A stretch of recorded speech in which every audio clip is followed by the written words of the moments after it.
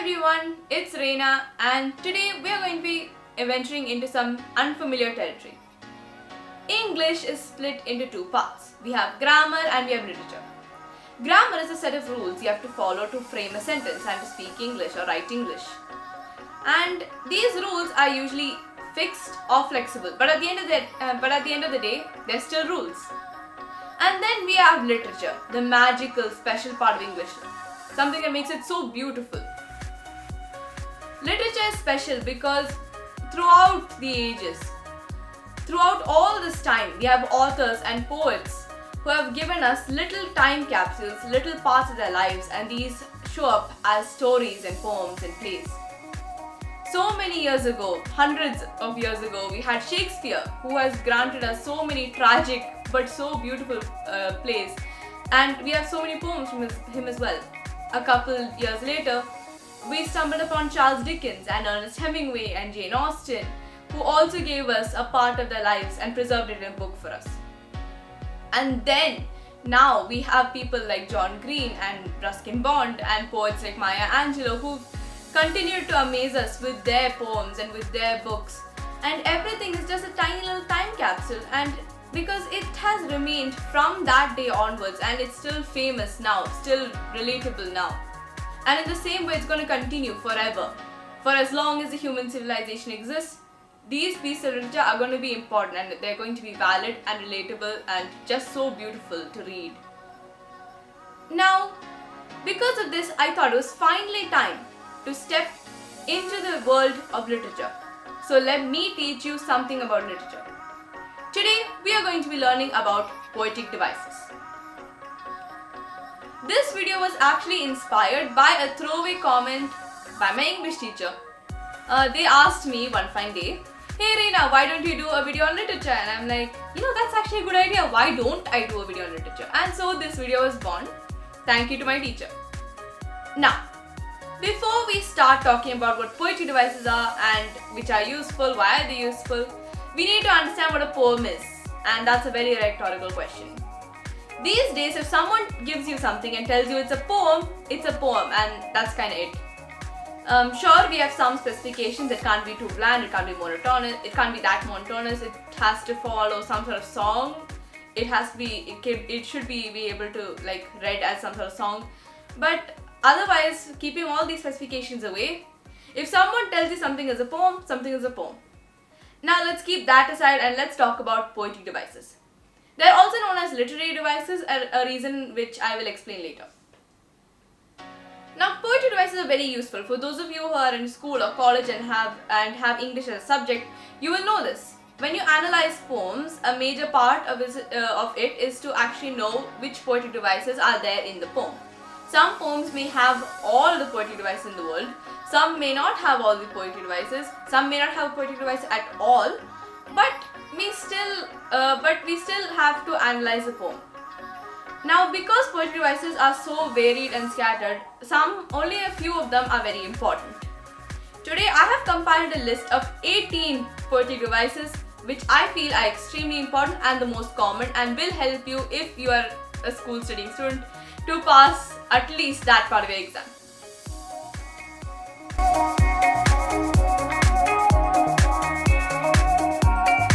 The first and most common kind of poetic device is simile. A simile is when someone compares two ideas or thoughts or objects using the words like and as. An example of this can be found in the poem A Red Red Rose by Robert Burns. In this poem, there's a line that says, "Oh, my love is like a red red rose." Here, Robert Burns is directly comparing his love to a red rose using the word like. The second is a metaphor. A metaphor is similar to a simile in its form, but there's one major difference.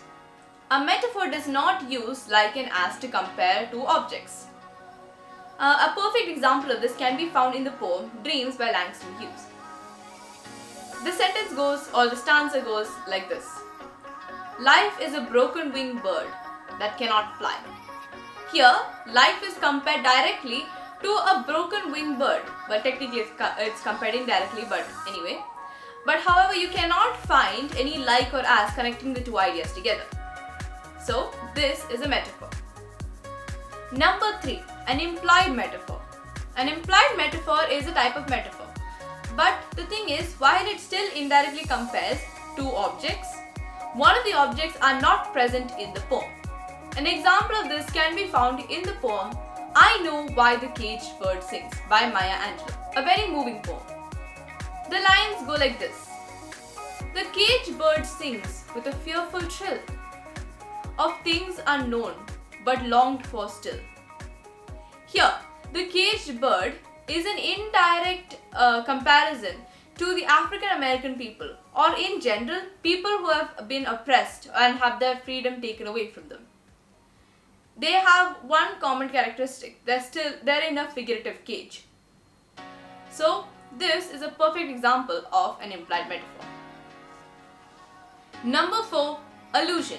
An allusion is a brief reference to a person, a place, a thing, an event, or a literary work of art, which the poet thinks that the reader is familiar with. Now, a perfect example of this can be found in Robert Frost's poem, Nothing Gold Can Stay. The lines are like this. Then leaf subsides to leaf, so Eden sank to grief. So, dawn goes down to day, nothing gold can stay. The line Eden sank to grief is a direct reference to the fall of man, or the exile out of paradise, which is a story from the Bible. Now, say a reader who was reading this poem did not know about the story, did not know about the fall of man. Then this allusion would be considered the effect of this allusion would have been completely gone, erased, completely useless. Which is why when a poet attempts to use allusion in their poems, they have to be very, very careful with it. And some of them just do not use allusion simply because of this one reason. Number 5, hyperbole. A hyperbole is a poetic device where you over-exaggerate a claim or fact. It's not a fact, but still.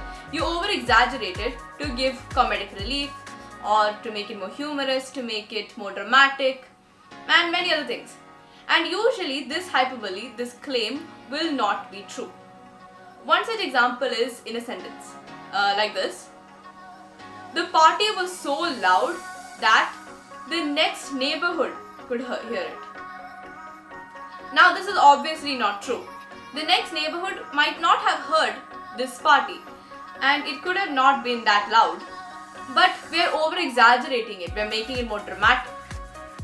Now this hyperbole can be seen in many poems, mostly those of a humorous type or of a dramatic type. And if you do happen to see declarations of love in some poem or some play, there's a high chance you will find a hyperbole right there. Number 6, repetition. Exactly what it says, you are repeating a couple of words or a couple of phrases in the poem. Now for this to be noticeable, the poet has to repeat words or phrases in a continuous manner. And this will happen a couple times. One very famous example is the line, "Oh Captain, my Captain," by Walt Whitman. This poem is about a US president who died tragically, and this was a reference to him. But these lines, "Oh Captain, my Captain," is repeating the word captain twice. Repetition is usually used to make a line more memorable, to make an idea or theme more memorable, or to tell the reader, hey, this is important, that's why I'm repeating it. The same reason why teachers repeat facts over and over in class. Number 7, refrain. A refrain is a set of lines, or a line, or a verse that is repeated in regular intervals throughout a poem. And this has to be in different stanzas, which means that if a poem does not contain stanzas, then it probably does not contain refrain as well. Now, repetition can also occur in a manner where this line which is being repeated can be modified just a little bit. Maybe like a preposition is changed, etc. etc. And this is usually used to either give some rhyme scheme to the poem to make it sound better, or to imply or to make an idea more clear to the reader. Here is a perfect example of refrain. It was many and many a year ago, in a kingdom by the sea, that a maiden there lived, whom you may know. I was a child and she was a child, in the kingdom by the sea. But we loved with a love that was more than love, I and my Annabel Lee. This is the poem Annabel Lee by Edgar Allan Poe, a very beautiful poem.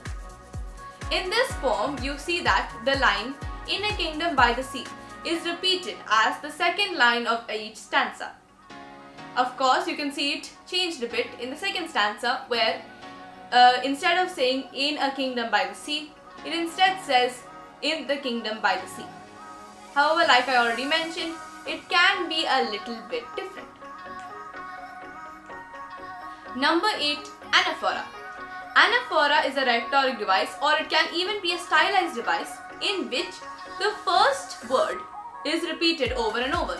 This can be in the same sentence in a poem. It can be repeated at the beginning of every line of a stanza. Now, we have very common phrases which are anaphoras. We have phrases like go big or go home. We also have be brief, be bold, be gone. Phrases like this are examples of anaphora. Anaphora is very, very effective in speeches, especially when you want to inspire someone. A lot of people use anaphora to make it more expressive, to make it more enchanting, to make it more charismatic. Number 9. Alliteration. Alliteration is a poetic device in which the words of a particular line of a poem or literally any sentence has the same consonant sound. It doesn't have to be all the words, but most of them will have the same consonant sound. Remember, not the consonant letter. We are talking about the phonetic consonant sound. C and K may be different consonant letters, but in a given circumstance, they may have the same consonant sound. Now, a perfect example of this can be found in the poem Amanda by Robin Klein. Don't bite your nails, Amanda. Don't hunch your shoulders, Amanda.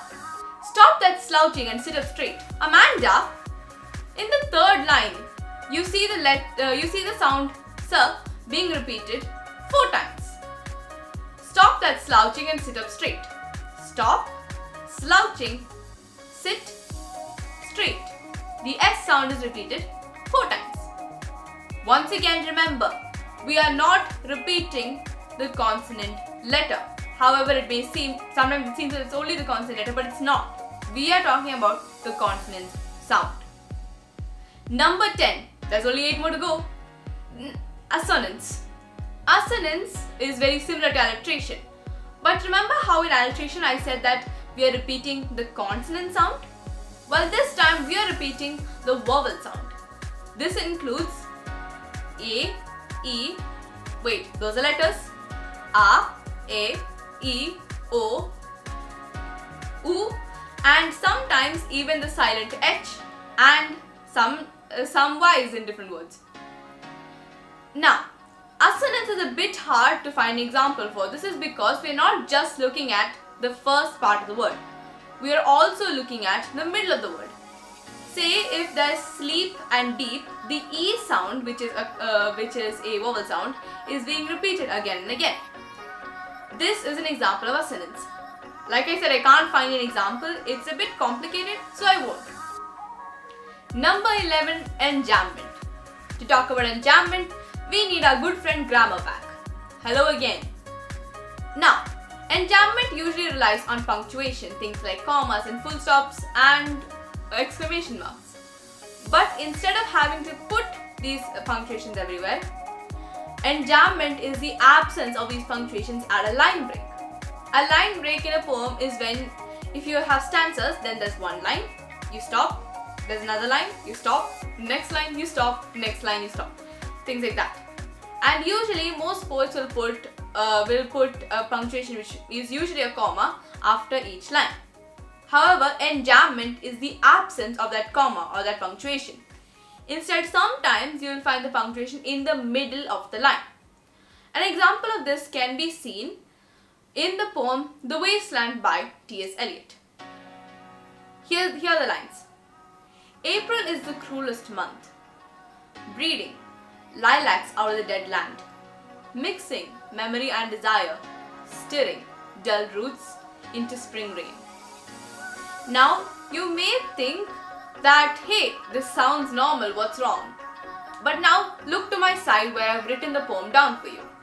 You can see that at the end of the line, at these line breaks, there is no punctuation.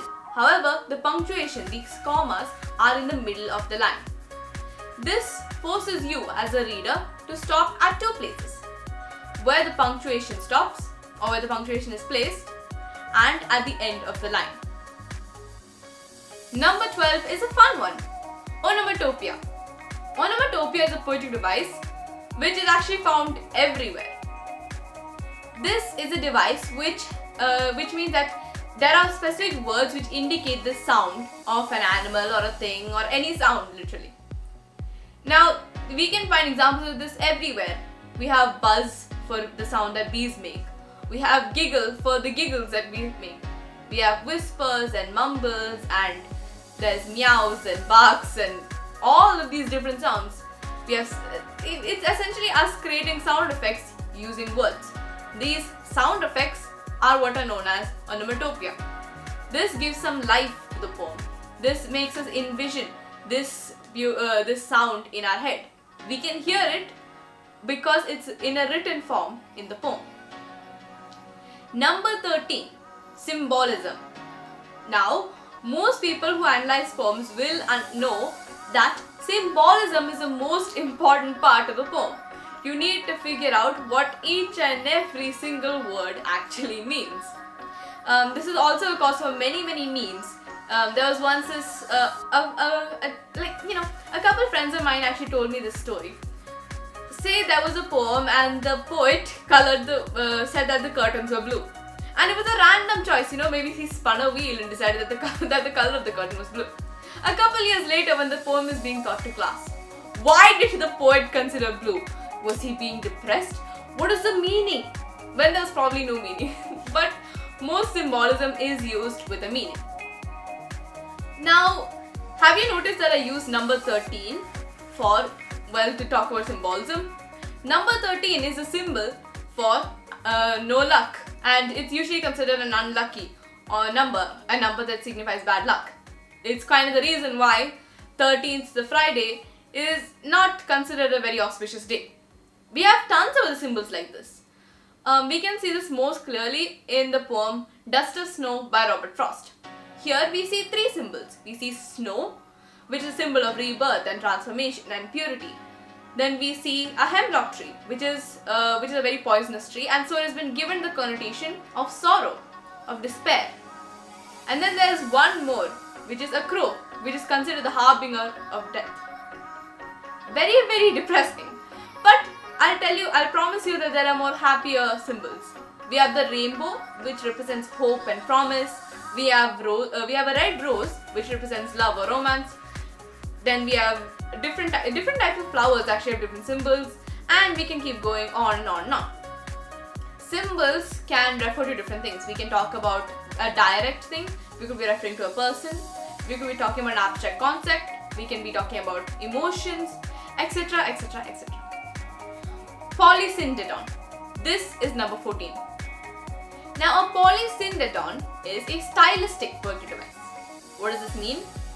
Well, a stylistic poetry device is one that a writer or a poet uses purely because they thought it would suit their piece of art, which is the work that they're writing.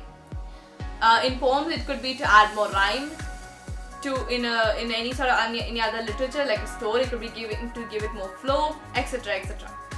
Now, a polysyndeton is where you use coordinating conjunctions, mainly and or, to convey an idea over and over again. What this actually means is that, say you have a list of things, and usually we use commas and then we use an and nearing the end. However, in the place of these commas, if you put and again and again, then you are using a polysyndeton. Of course, it's not purely restricted to and, like I mentioned before. It can be any sort of coordinating conjunction. but if, etc., etc. Let me give you an example. My day had become a mindless routine. Wake up and brush my teeth and make breakfast and eat breakfast and drink coffee and take another shower.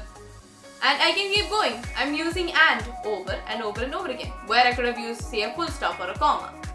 This is a polysyndeton. Now, number 15, asyndeton. Asyndeton is usually considered the opposite of a polysyndeton. Why is this so? Well, a polysyndeton replaces the usual comma or the full stop with coordinating conjunctions, usually and or.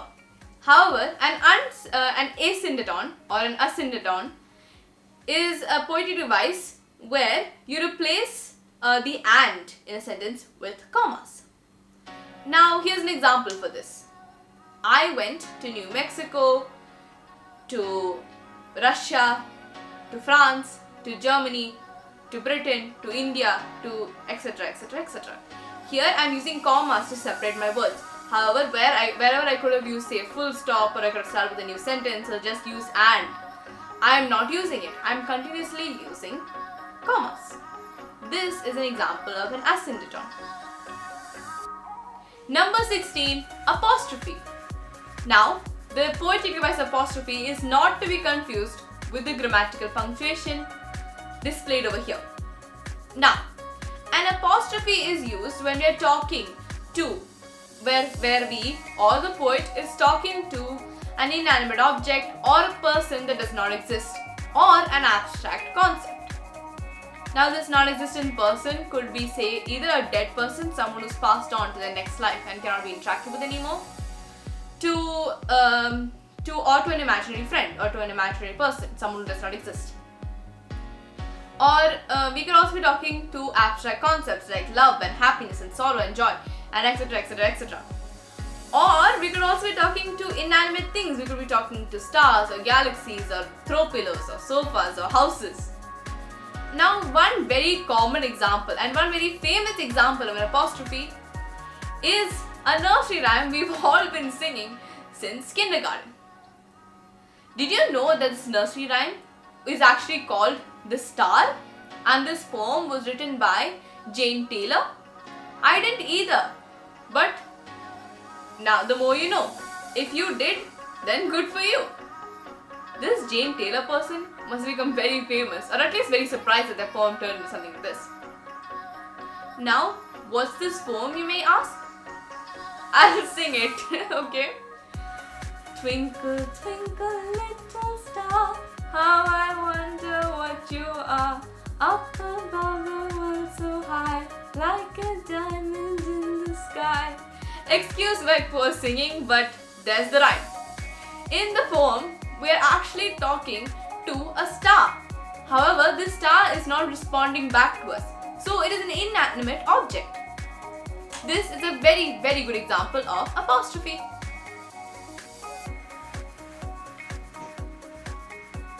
Number 17, personification. Personification is when you give human-like attributes to animals or inanimate things. If you said that if in a poem, say love was talking, or sorrow was thinking, or a table was thinking, then that is a personification. One example of personification can be found in the poem Stopping by the Woods on a Snowy Evening by Robert Frost. I am actually telling a lot of Robert Frost poems, so if you haven't noticed yet, he is my favorite poet. Brilliant poems. Now, in this poem, you will see a line or two lines that go like this. My little horse must think it queer to stop without a farmhouse near. Here, the animal, the horse, is thinking. This is a human attribute. Of course, animals do think, that's natural. But they are not capable of complex thought. They are not capable of thinking, hey, why is my owner stopping at such a strange place in the middle of nowhere where there's no warm farmhouse where I can eat and rest and stuff? They can't think that. They probably think why you stop, but they generally cannot think complex thoughts like this. When you give animals or inanimate objects the ability to think or to do other human things, then that is called personification. Now, last but most definitely not the least, number 18, imagery. Imagery is a poetic device in which the writer, be it a poet or an author or a singer, is conveying an image to you so you can see it in your mind's eye. There are 5 types of imagery. There is visual imagery, auditory imagery, olfactory imagery, tactile imagery, and gustatory imagery. What do they all mean? Visual imagery is you being able to see it in your mind's eye. If the poet describes a place to you and you can see it, that is visual imagery. Auditory imagery is when they describe sounds to you so you can hear that sound. Olfactory imagery is related to your nose. They tell you how something smells. It smells delicious, it smells like this, it smells like that. Then you can smell it with them. Then there's gustatory imagery, which tells you how something tastes. They're describing it so well that you can feel it, that you're eating that food with them. It may taste either good or could even be poison, we don't know. Everything has a good and bad side. And then there's tactile imagery. It tells you how something feels on you, how it would feel on the skin. And so, if they describe it well enough, you might just be living in a very comfy pillow fort, or be drowning in your own blood. Either way. Okay. Now, imagery is a very, very important skill because it is what is used to tell the most convincing stories.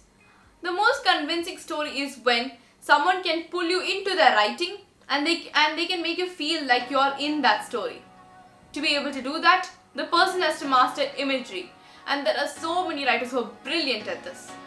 It's a brilliant skill, and if you haven't practiced it, you most definitely should. Whew, I'm done. I'm finally done. Saying 18 devices like this are not easy. It's definitely not easy just saying them in one go. Now I would like to thank my English teacher who had given me this idea.